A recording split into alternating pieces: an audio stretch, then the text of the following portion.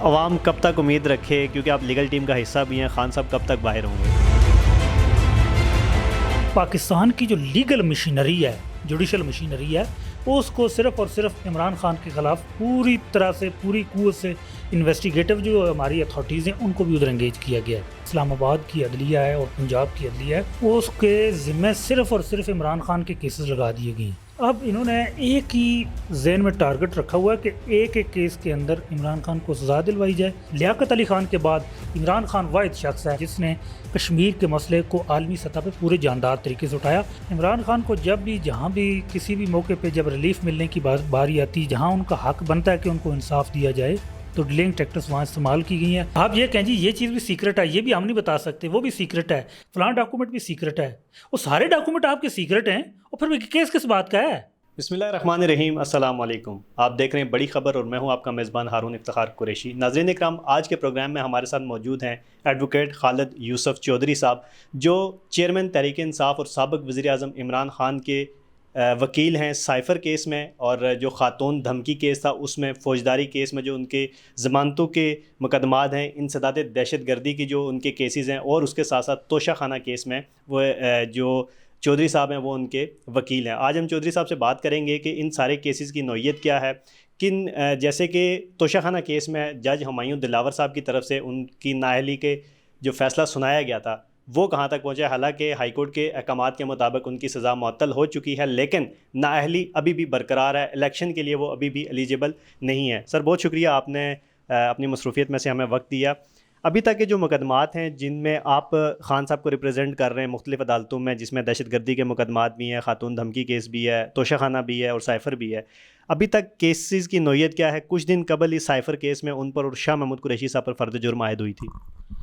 इस वक्त ये कह लें कि पूरे पाकिस्तान में से जो हमारी इस्लामाबाद की अदलिया है और पंजाब की अदलिया है, वो उसके ज़िम्मे सिर्फ़ और सिर्फ इमरान खान के केसेस लगा दिए गए हैं।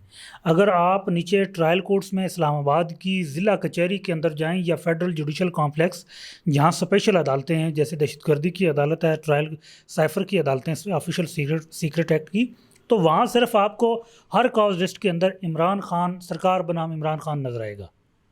चाहे वो इस्लामाबाद हाई कोर्ट हो, चाहे वो सेशन कोर्ट्स हों, चाहे वो मैजिस्ट्रेट की अदालतें हों, चाहे वो इंसदाद दहशतगर्दी की अदालत हो या साइफ़र की अदालत हो। अब और पंजाब के अंदर भी इसी तरह यही सूरत हाल चल रही है। वहाँ भी आए रोज़ कभी फैसलाबाद के मुकदमों में नामज़द कर दिया जाता है, कभी लाहौर के मुकदमों में नामज़द कर दिया जाता है। इस वक्त पाकिस्तान की जो लीगल मशीनरी है, जुडिशल मशीनरी है, वो उसको सिर्फ़ और सिर्फ इमरान खान के ख़िलाफ़ पूरी तरह से, पूरी क़ुव्वत से इन्वेस्टिगेटिव जो हमारी अथॉरिटीज़ हैं उनको भी उधर एंगेज किया गया है। इस वक्त साइफ़र केस है जो इस वक्त आज जिसका अभी ट्रायल चल रहा है। अब वो इस वक्त ट्रायल के स्टेज पे है, लेकिन साइफ़र केस इस वक्त सुप्रीम कोर्ट भी पहुंच चुका है।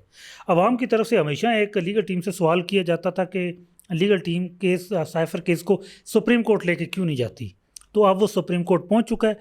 आज साइफ़र केस के अंदर दरख्वास्त ज़मानत और जो फ़र्द जुर्म है उस दोनों को चैलेंज कर दिया गया सुप्रीम कोर्ट के अंदर, जिसके अंदर उनको आज केस नंबर भी अलॉट कर दिए गए और उम्मीद है कि अगले हफ्ते उसकी सुनवाई की तारीख भी मुकर्रर कर दी जाएगी। जहाँ तक बाकी मुकदमात आते हैं, दहशतगर्दी के मुकदमात हैं, उनमें तो अभी मुकदमात में दरख्वास्त ज़मानत चल रही हैं, और जिसमें 3 दहशतगर्दी की हैं और 6 सेशन कोर्ट्स की हैं, जिनमें आइंदा 14 तारीख मुकर्रर है।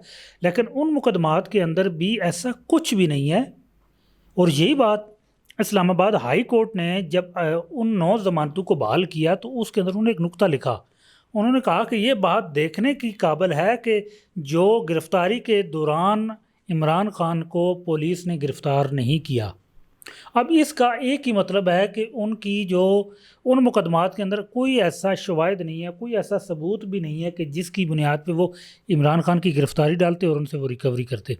जितने केसेस हैं, 25 मई के मुकदमात हैं, फिर उसके बाद शहबाज गिल रैली एक केस है जिसे जज ज़ेबा केस कहा जाता है, फिर उसके बाद फिर आगे मार्च में केसेस हैं, फिर फरवरी में केस है, और फिर आगे 18 मार्च के, और फिर कोई 9 मई के मुकदमात हैं। अब उनके अंदर सिर्फ़ और सिर्फ एक ही है। पीटीआई के कारकुनान निकले, उन्होंने झंडे उठाए हुए थे, नारेबाजी करते हुए इमरान खान की माँ पे सड़कों पे निकल आए। ये है तमाम जितने मुकदमात हैं, ये जो जितने फ़ौजदारी मुकदमात हैं, जो इस वक्त सेशन कोर्ट्स के अंदर और ट्रायल मजिस्ट्रेट कोर्ट के अंदर चल रहे, उनमें एक ही जुर्म है कि ईमा पे निकले, जिसको क्रिमिनल 109 के मुकदमात कहा जाता है कि आहानत के केस हैं, पीपीसी की जो दफ़ा 109 है, अब वो है। इस वक्त सिर्फ एक केस इन्होंने जिसके ऊपर पूरी शद्दोमत से नज़र रखी हुई है, जिसके ऊपर पूरी एफर्ट कर रहे हैं।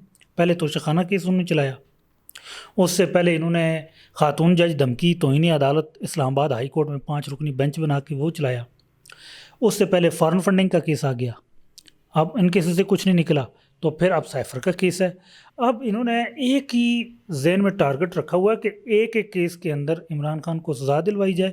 जैसे जैसे चूँकि उनको मुकदमात में तो आया कुछ नहीं है, फिर जैसे रिलीफ मिले तो फिर दूसरे मुकदमात में वो फंसा लें। तो ये इनकी एक पूरी एक उन्होंने तरतीब बनाई हुई है।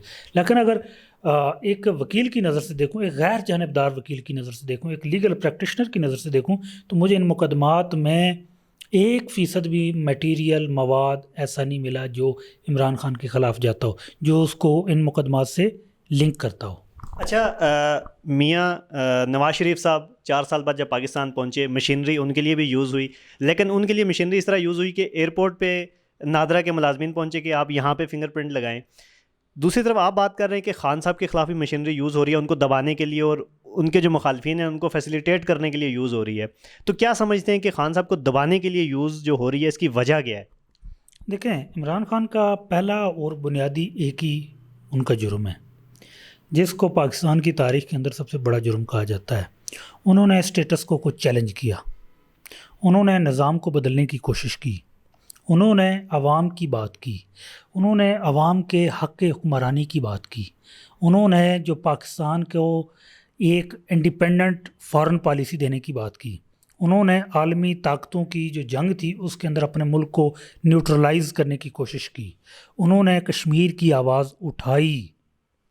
ये कश्मीर की आवाज़ उठाई इट्सेल्फ बहुत बड़ा, जिस तरह इमरान खान ने जिस शिद्दत से उठाई थी, वो इट्सेल्फ बहुत बड़ा जुर्म था। क्योंकि हमारी जो 75 साल की तारीख़ है, मैं ख़ुद कश्मीर से हूँ, चूँकि मेरा ज़ाती केस है कश्मीर का केस, इसलिए मैं इस हवाले से बहुत बेहतर से जानता हूँ। हमेशा कश्मीर के केस के ऊपर जो पाकिस्तान की हुकूमत होती है, मरकज़ी हुकूमत, उन्होंने हमेशा कश्मीर के आवाम को लॉलीपॉप दिया, हमेशा धोखा दिया। जब ज़रूरत थी उस वक़्त इन्होंने मसला कश्मीर के ऊपर पसपाई इख्तियार की।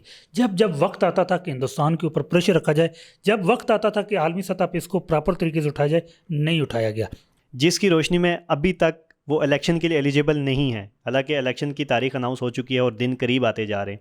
आपको क्या लगता है कि ये उनकी नाअहली ख़त्म होगी या इसको ऐसे ही डिले किया जाएगा तारीख पे तारीख देकर?